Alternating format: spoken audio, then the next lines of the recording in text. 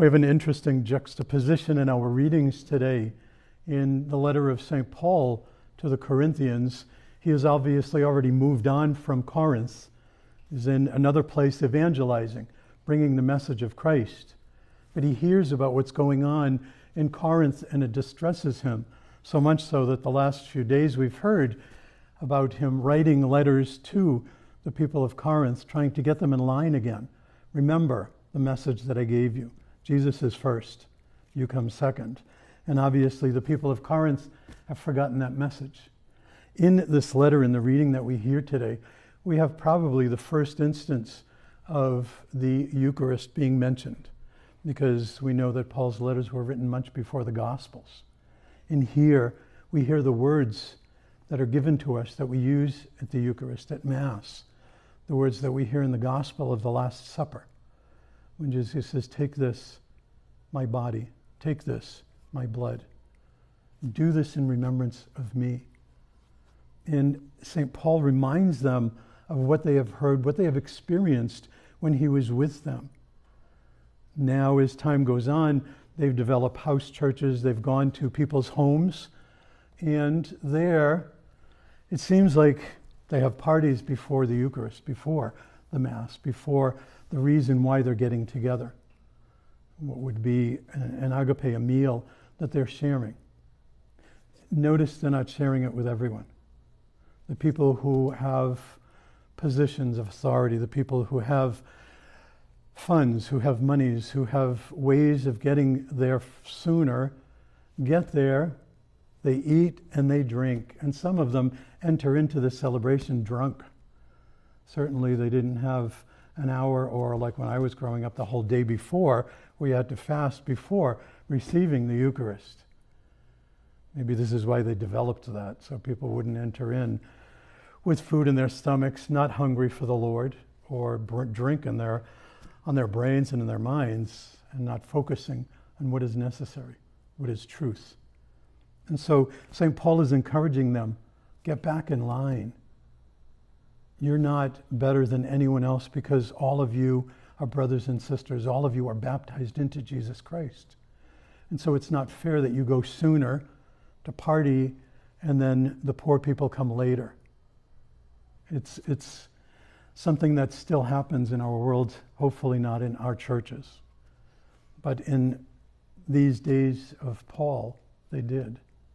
And so Paul is trying to bring them back in line, to realize that all of them are equal before God, that no one is better than the other.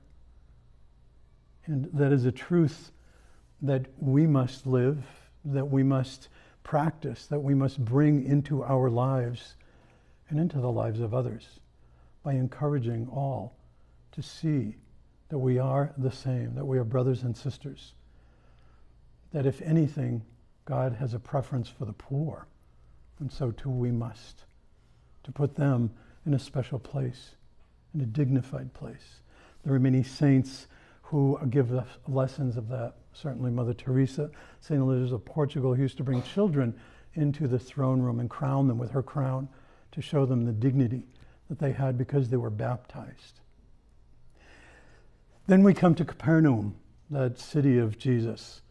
When he left Nazareth, he went to Capernaum, and that was where he ministered. That's where he did so many things for the people, performed so many miracles. And here we have a Gentile, a centurion, who is responsible for a century of soldiers. That would be 100 or close to that. And he had power and authority.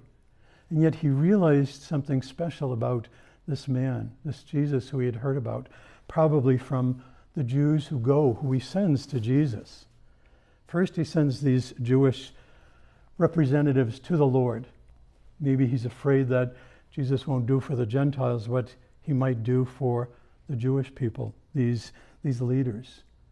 And so they go to him and they say, this man deserves for you to help him because he's done so much for us. That in paying him by this favor that he asks of you, you're doing it for us because of what he's done for this community. And so Jesus doesn't ask, who is he? Is he worthy? They just tell him that. Come, even though he's a Gentile, even though he's a Roman. And just imagine the humility of a centurion, a Roman, a Gentile, coming to the Lord, asking for the Lord to do something. And as the Lord is going, then he sends his friends, who are presumably Gentiles. And they say, don't bother, because the centurion doesn't feel worthy for you to come into his home, just as we say before receiving the Eucharist. And Jesus cures the man just because of the centurion's faith. That is what our faith can do. Our faith has power. If we come to the Lord in faith for the other, the centurion isn't asking for himself, but for a slave, someone who is not considered worthy, like the people in Corinth, for a slave. And then he realizes how important Jesus is and says, just say the word, I trust you. How often do we say that to the Lord? Just say a word, obviously at the table. In a few moments we're going to be saying that. Lord, I am not worthy that you should enter under my roof, but only say the word of your healing, the word of faith to me, and I will be healed. I will be worthy to receive you. But then to go forth and be Jesus in the world. That is our challenge, that is our call, that is our faith.